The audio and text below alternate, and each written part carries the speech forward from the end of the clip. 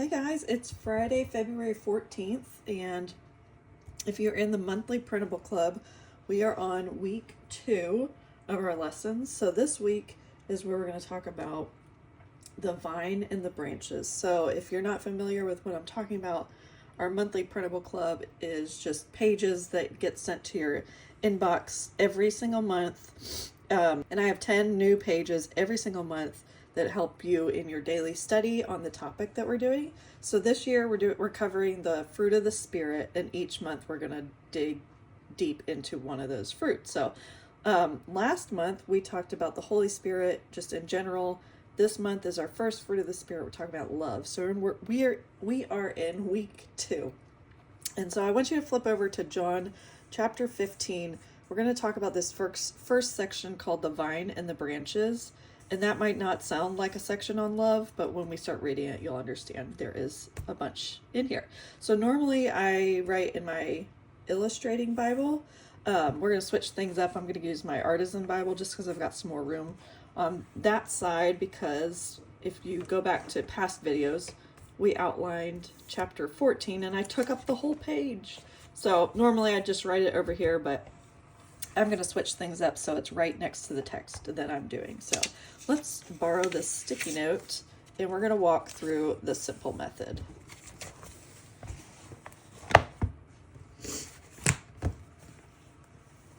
Okay, so my simple method is something I came up with to help teach you how to take notes on what you're reading. So I love Bible journaling. Traditionally, Bible journaling is taking one verse and just decorating it like artistically in the margins.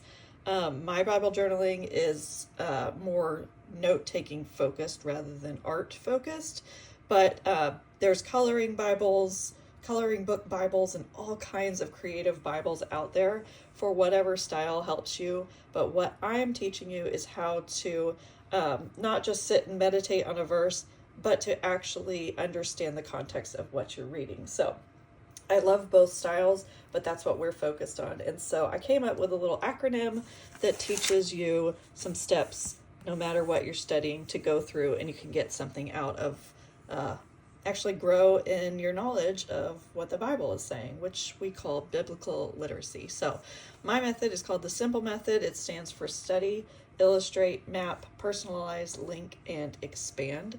So I'm going to walk you through all those steps. Okay, the first thing we do is study, and by that I just mean we're actually going to read the whole section. So we're not just going to start taking it apart. We can't analyze it, we can't personalize it, we can't get the context, we can't fully understand what we're reading unless we actually read the passage. So this might seem silly, but it's a lot of steps that people skip when they're in Bible study. They just pick and choose little parts, and we're going to read the whole thing. So here we go. I am the true vine, and my Father is the gardener. He cuts off every branch in me that bears no fruit, while every branch that does bear fruit he prunes so it will be even more fruitful. All right, usually I highlight as I go, but this one I want us to color code it. And so I'm going to have us go back through, because if I start color coding it right now, you're going to be overwhelmed. So let's just read it together. I'll use this bookmark like I did with my second graders when we were following along. Verse 3. You are already clean because of the word I've spoken to you. Remain in me as I also remain in you. No branch can bear fruit by itself. It must remain in the vine. Neither can you bear fruit unless you remain in me. I am the vine, you are the branches. If you remain in me and I in you, you will bear much fruit. Apart from me, you can do nothing. If you do not remain in me, you are like a branch that is thrown away and withers. Such branches are picked up, thrown into the fire, and burned. If you remain in me and my words remain in you, ask whatever you wish, and it will be done for you. This is to my Father's glory that you bear much fruit, showing yourselves to be my disciples. As the Father has loved me, so have I loved you. Now remain in my love. If you keep my commands, you will remain in my love, just as I have kept my Father's commands and remain in his love. I have told you this so that my joy may be in you and that your joy may be complete. My command is this: love each other as I have loved you. Greater love has no one than this, to lay down one's life for one's friends. You are my friends if you do what I command. I no longer call you servants, because a servant does not know his master's business. Instead, I have called you friends, for everything that I learned from my Father I have made known to you. You did not choose me, but I chose you and appointed you so that you might go and bear fruit, fruit that will last, and so that whatever you ask in my name, the Father will give you. This is my command: love each other. So now you understand why I picked this passage for our topic on love. So what we're going to do today is going to be kind of work intensive. I don't know how else to describe it, but it's simple. So, simple. What we're going to do is, we're going to color code the 3 relationships that Jesus is talking about. So when you read, certain Bibles will have red letters and some will have just all black letters. So if it has red letters mixed in, that means they are doing red the words that Jesus actually spoke. So the actual recorded dialogue of Jesus is always going to be in red. So he's giving a speech, a sermon, and this is a section of that sermon. So what I want to do is not highlight who's talking, but who's being talked about. So there's 3 people he's referencing in this, and that is himself. And I'm going to put like a little code up here. He's referencing himself. He's referencing his Father. I'm afraid yellow won't show up very good on this Bible. His Father.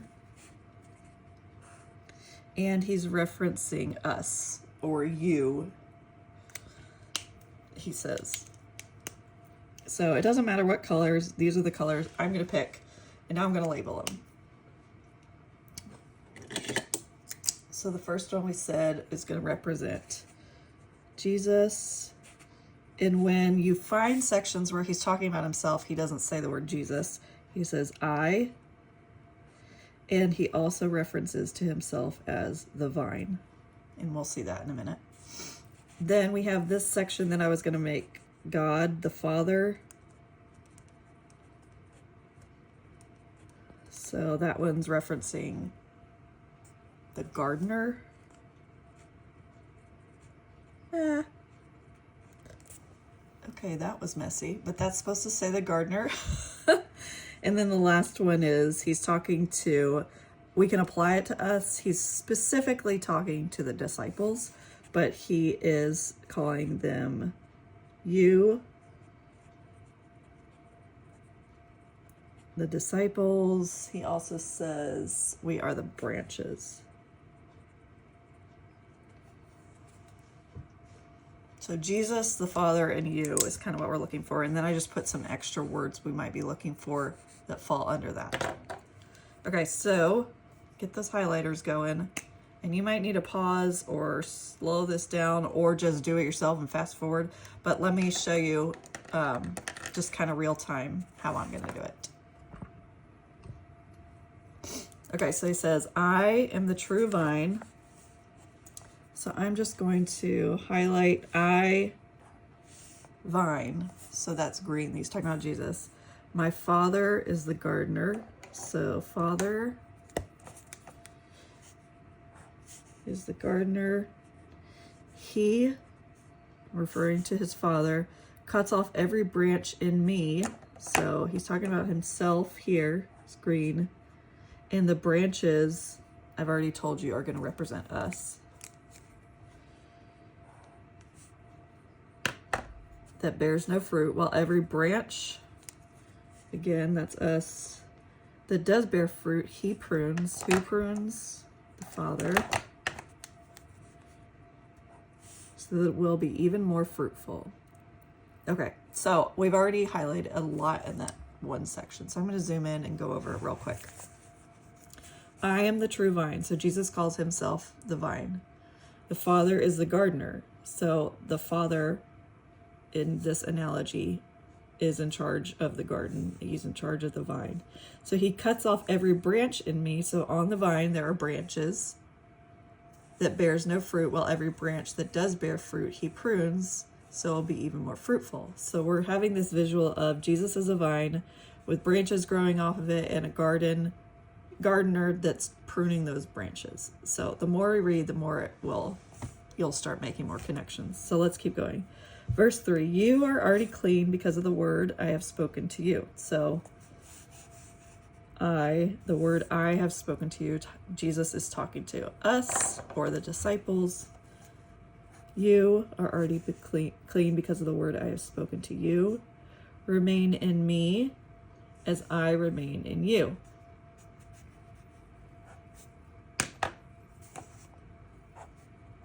So if you mess up and you're like, oh, I got my colors wrong or I messed that one up, it's totally fine.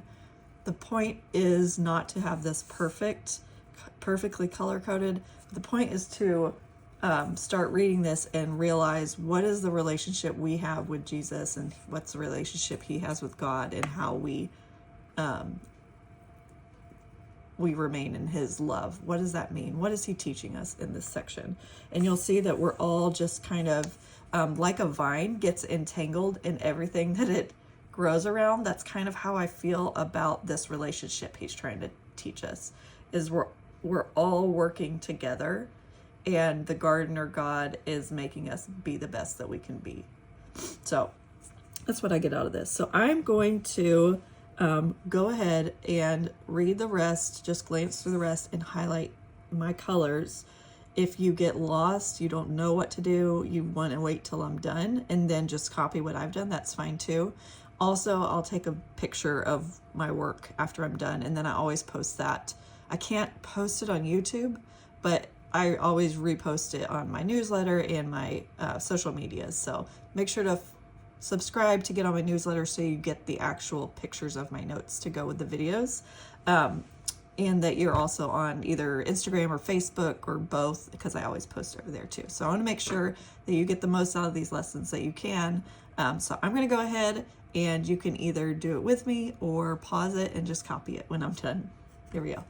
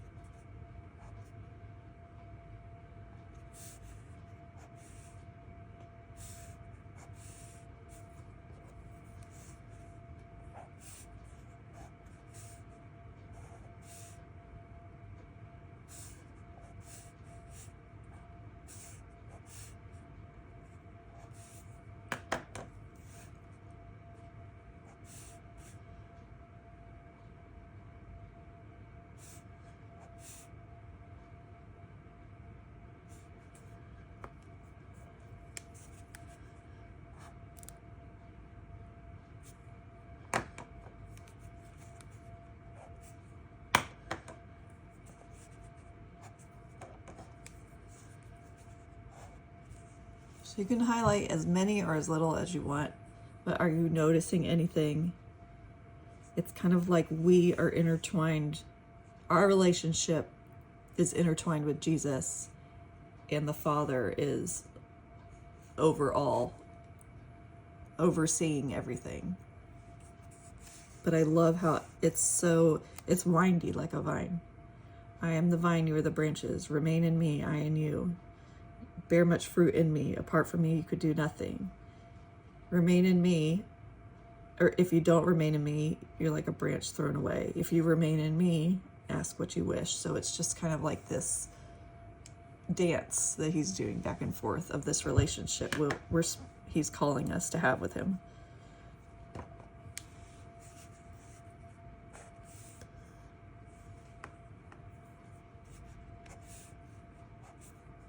Whoops.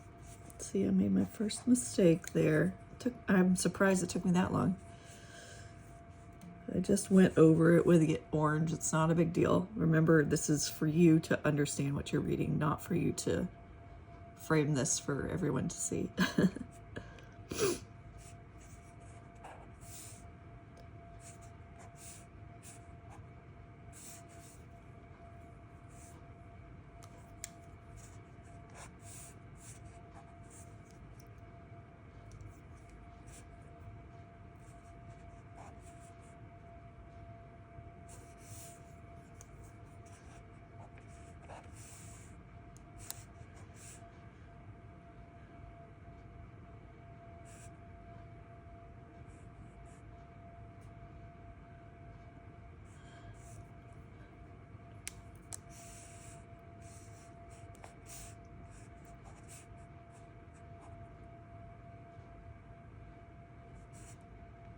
right here. I'm going to highlight each other as part of the you because it's talking about our relationship with people.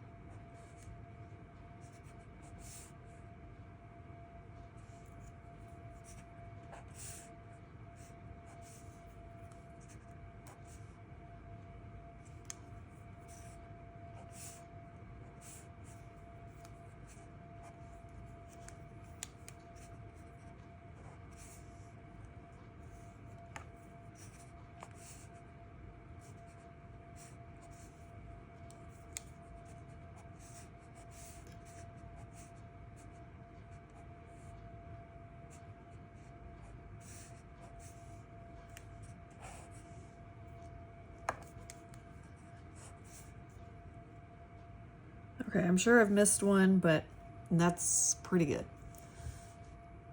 Okay, so if anything that you get from this exercise is just to kind of see that relationship, that look at all these blessings he is giving us. He's not saying, listen to me and do as I say, and there is no reward. There's just, and you don't get punished. He's saying, look at all these blessings everywhere. So this is one thing I notice is when I'm highlighting these, there's like blessings in there. So I'm going to try for our illustrate section. This is where I usually draw symbols and things like that. There is something I want to illustrate, which is the vine, the branches, and the gardener. But more than that, I want to use this time to circle some things, to notice some things just with some symbols that I saw as I was going. So for example, it says, where was the section I was noticing? Father's glory in verse 8, my words in verse 7, my disciples, let's see, throw into the fire, apart from me, my love, my commands, Father's commands, his love, my joy, your joy, my command,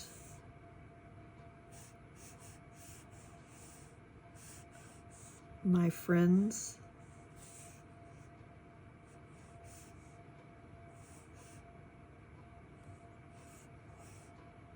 chose you, appointed you,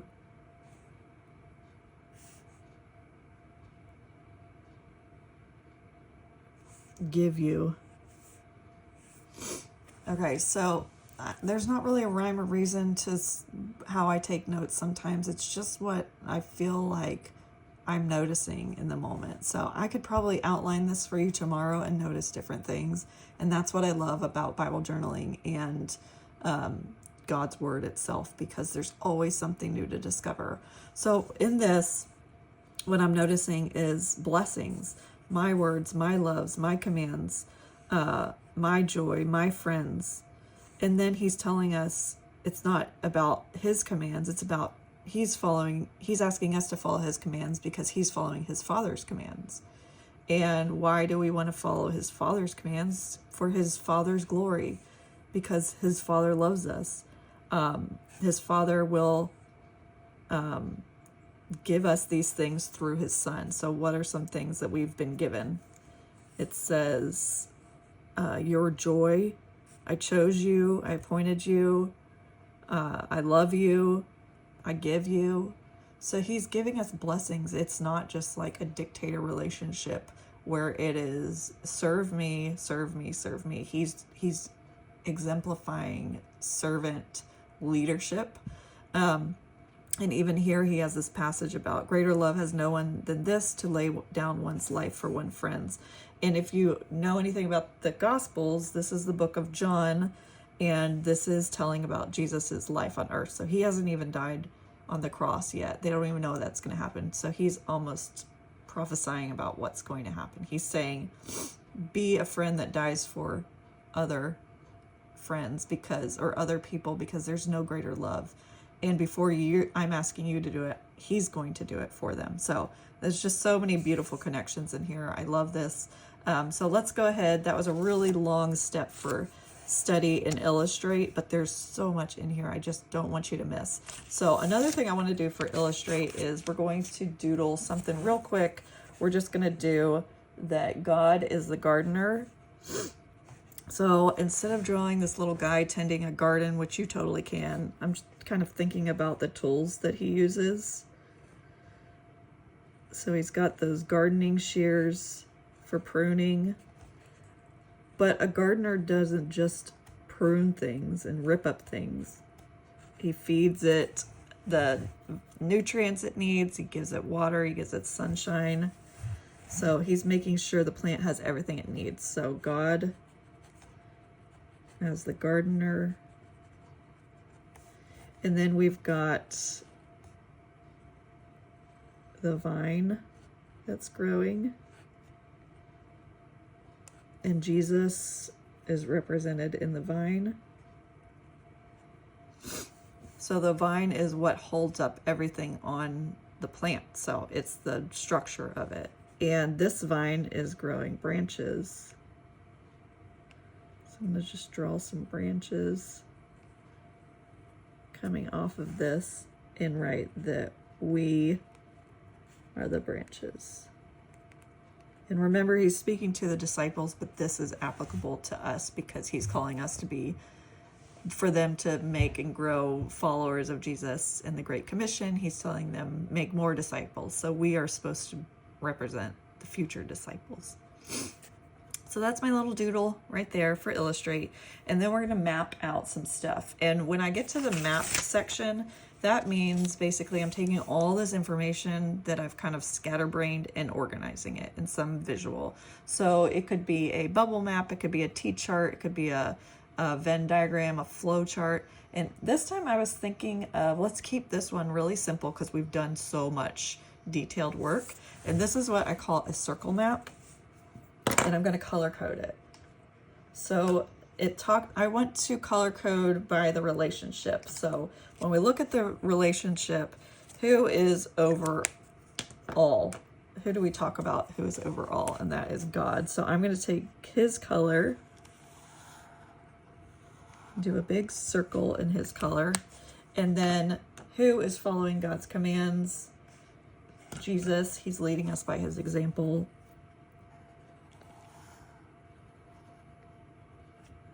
And then who are we supposed to remain in? We're supposed to remain in Jesus, so that's us right here. So I'm just doing this little circle map to show kind of the relationship, is that he's talking about accessing all these blessings through him. So for us to get to God, we have to go through Jesus. So God the Father and us. So that's my little illustration right there or my map. It's called a circle map. And you just kind of build out like you did when you were little, talking about the solar system. Like, I live in a house in this city, in this state, in this country, in this continent. And then you just keep going out. So that's kind of the visual I had for that on mapping. All right, so talking about personalize. Let me zoom this out. We got a lot going on today, but it's good stuff. I'm going to move this over here, even though I keep moving, I won't touch it anymore, sorry. Okay, so our next step is personalize. So how are we going to personalize this? So when we're looking at this, there's a lot going on. But if we were to explain this to a child or teach this to a class, what is the point of this? Down to the simplest form. What could we get out of this? the direct command that God is giving us several times, which I'm going to go ahead and highlight in yellow on top of everything. He says it twice. He says, my command is this. Actually, he says it more than that. Love each other as I have loved you. If you keep my command, you will remain in my love. So that's another part. He says it, and then he says it at the end. This is my command. Love each other. This is like when I talk to my kids and I'm like, I said it 3 times. Were you listening? He's telling us, I want you to understand this. I'm going to just keep saying it over and over and over. Love each other. Love each other. Love each other. So how can we love each other? What does this mean? And take it from more of a generalized, like a be a nice person, to get really specific. How can you love each other right now, today? What's something you can do to love each other? You remember last week we talked about loving our enemies. So don't just limit it to loving people that are easy to love. You could pray for your enemies right now. You could reach out to somebody who needs some help, just encouragement, or is lonely. You could go make a special meal for your family for Valentine's Day, or buy them gifts to help them know that they're loved. Whatever it is, how can you specifically love other people today? Okay, so our next step is link. Another way you can personalize it is find one of these verses, such as this is my command, love each other, and memorize it. Or you could turn this into a prayer, just kind of reword it as a prayer specifically relating to your life. And so our next step is link, and that is what we've kind of touched on a little bit, is just what is the context? What can we link this to? So we've already linked a little bit right here when we talked about greater love has no one than this, to lay down one life for one friend. So he's teaching them a lesson that he's actually going to follow through with in a few weeks. He's going to actually die on the cross to save them from their sins. And so that is a link that I could notice. Another way that I could find some more information on what is the book of John, who is John. I don't understand what year this is, what the context is. That's why I created my Bible, books of the Bible cheat sheets. And so that's another resource you could use. It's just flipping over to the book of John.